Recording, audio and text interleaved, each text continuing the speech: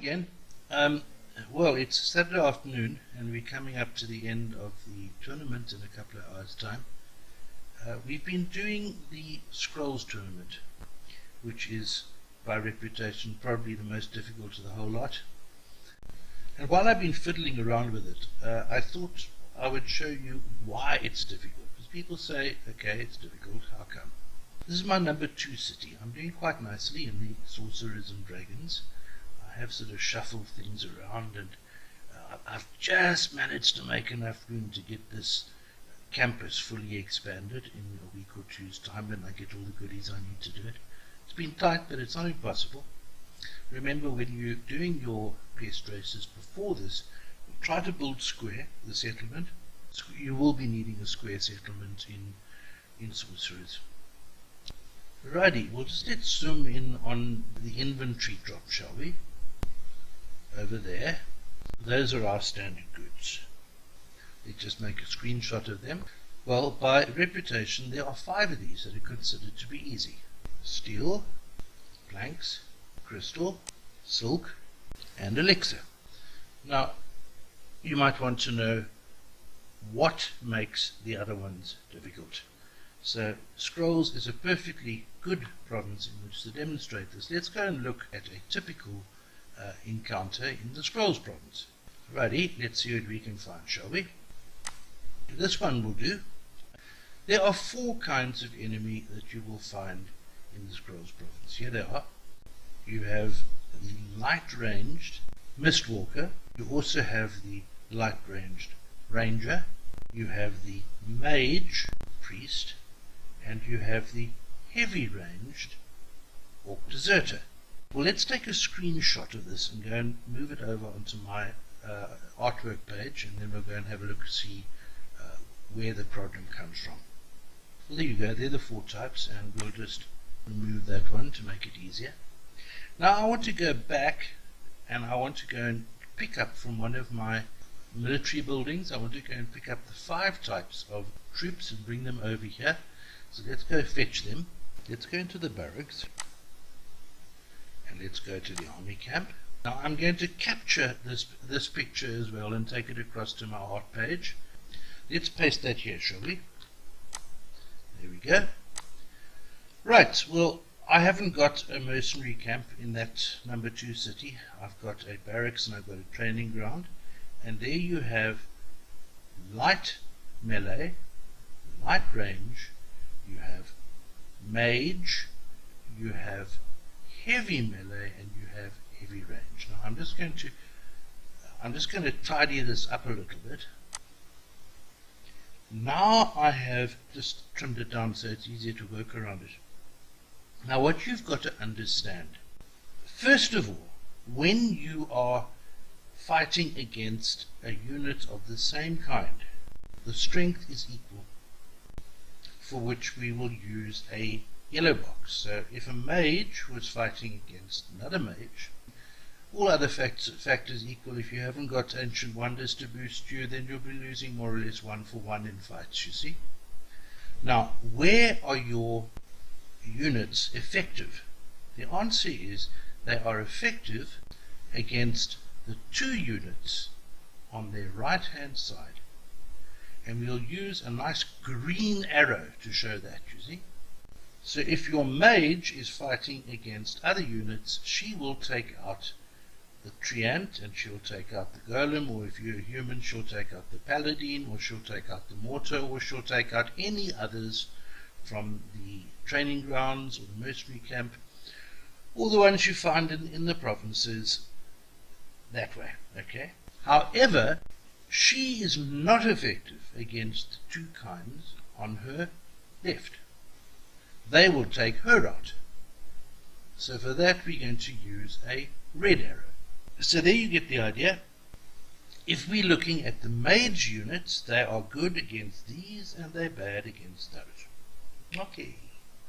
Now, let's be smart. I'm going to grab those things. Let's look at our light range units. She is equal against her own, and she'll take out mages, and she'll take out heavy melee, but she is not good against this man, and she's not good against that one. Let's go there. same thing. Equal, good against heavy melee, good against mages, pathetic against heavy melee, pathetic against heavy ranged. Okay, the other ones I've showed you, there you go, same story here. Don't use him against these two, they'll clean him. Do use him against those two. Now, that's what you've got to carry around in your head when you want to understand what works. Just carry this thing around in your head. Remember that the two on the right are good. That's that one there, and of course it's also equal to that one there, you see. And the two on the left are bad. So once you've got that in your head, well, you know, then you've got half of the solution to what works and what doesn't work. Let's just go back to that fight I was looking at, shall we? Now, I don't want to fight it because I'm trying to make a short video, but let's just go inside. Let's go into the fight screen. Now, we have another video that shows when you're auto-fighting how you can use the computer's own estimation to work out what works. The video was made for us by Ted Grau, and I've put a link underneath this video. I'll put a link you can click to go and watch it. Alright? So in the fights, here's a trick that you can use. Hover over that man, you see. And down on the bottom line, you'll see he's no good against the mage. Do you see the mage second from the left? He has got it's not lighted up, so that mage is going to eat him. He is equal against his own kind, also heavy ranged. See? Equal. And he's good against these two, because they are two to the left of him. So there you go. Your golem is not effective against the mage type. He is good against his own kind, equally good, and he's very good against the light range. If you go over here, you'll see you wouldn't be thinking of using treants here, because they aren't really awfully good. There are three enemy types that are going to eat them. Over here, looking at mages, there are two enemy types that will take them out. This one is a mage killer, so you wouldn't want to be using sorceresses there. We come over here, we'll see your archer is good against that kind, equal, and very good against the mage, but very awful against the heavy range, and they will eat her. Okay, so I think you've got the idea, but when you're working with tricky provinces, this is useful. Let's go back to my little diagram now. So I've taken that pretty little picture I had, and I've cut it up. There are the four kinds that you will see in the Scrolls province, and there you go, two light ranged, one mage, one heavy ranged. Okay. Now let's try and find one troop that will eat him. Let's see if that one will work. Whoa. See, your archer is on equal footing against this one. Your archer in theory can zap him, but your archer doesn't touch that one. Okay, so no archers. Okay, let's have a look here. Let's say we take sorceresses. Well, look at yourself. Your sorceress will take him out, but these two are going to eat her. Let's try taking heavy melee. Well, these two will take the heavy melee right out, and he'll eat that one, you see. And let's look at light melee, and you'll see again the light melee is not effective against this man, but it is effective against those. That, in a nutshell, bang, bang, bang, is the reason why the Scrolls tournament and the Magic Dust tournament, the Marble tournament, they are difficult because you have no one single fighter. Now let's imagine that things were different. Let's imagine that this chappie was here, you see. Well, then it would be very easy to win this fight, wouldn't it? You could, for example, allow your archers to work against his light melee, and then they would take these two out. But with him over there, it just doesn't work. So what do we do about this in practice? Well, there are lazy ways of doing things, you see. So what I would say to you is this combination where you have this man and that man Whatever takes him won't take him. If you're a human, you would perhaps be able to use your priest, but only if there aren't any of those, you see. So what I would say to you is, when you have those two, any combination that includes those two, what I would do with that, that's my suggestion.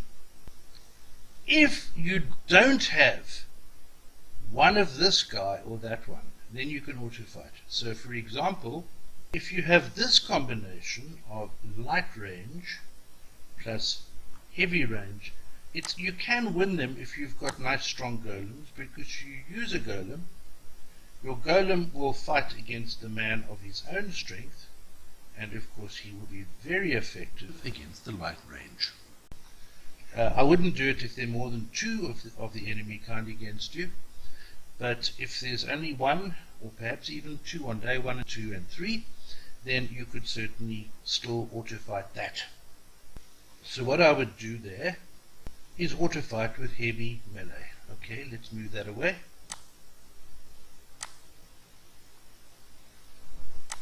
And there is your other possible combination. What happens when you have no heavy ranged units? Only mage units. Well, that's quite obvious. Those you will take out with light melee. Your light melee units are good against light ranged, and they're good against mage. And of course, if you have opened the training grounds and you've got Cerberus, War Dog, that's the one. When there are no heavy ranged enemy units, that one there, then you can use light melee. Righty, well, let's move that again.